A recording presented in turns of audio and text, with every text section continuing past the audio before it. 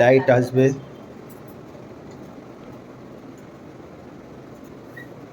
Guys এখন সাজাগোজা করছে, কিসের জন্য করছে? না ফুচকা খেতে যায় বলে করছে, ফুচকা খাওয়ার জন্য। তোমরা তো দেখতেই পেলে আমার দাঁত বার করা আর আমার বরের পেছনে ইয়ার্কি মারা। তো গেটে তালা মারতে মারতে দেখলাম এই আন্টিটার দরজাটা আটকে গেছে, তো কাউকে ডেকেছে দরজাটা খুলে দেওয়ার জন্য। আর বাইরে বেরিয়ে দেখি এখানে একটা গরু আছে, আমার বরকে বলছিলাম এটা পার্টনার গরু আর এটা হচ্ছে আমার গরু।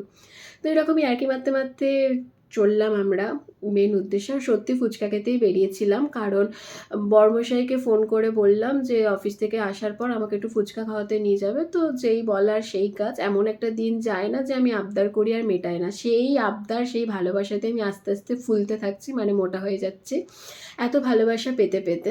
তো আমরা মজাই আর কি করতে করতে চলে এসেছিলাম গন্তব্যস্থলে। দেখো কতটা মানে জমজমাট এই জায়গাটা, এত দোকান। আর এটা হচ্ছে এনার্জি পার্ক, যেখানে আমরা মর্নিং ওয়াক আসি। গরমের জন্য মর্নিং ওয়াক আসা হয় না, যদি আসি কখনো তো তোমাদের সাথে পার্কটা শেয়ার করবো, বেশ ভালো লাগবে। তারপর আমি ফুচকা খেয়ে নিলাম, কারণ এই আঙ্কেলটা ভালো ফুচকা বানায়, নয়তো মাঝে মাঝে অফিসের ওদিক থেকে ফুচকা নিয়ে আসে, কিন্তু খুব একটা ভালো লাগে না খেতে, কিন্তু খাই।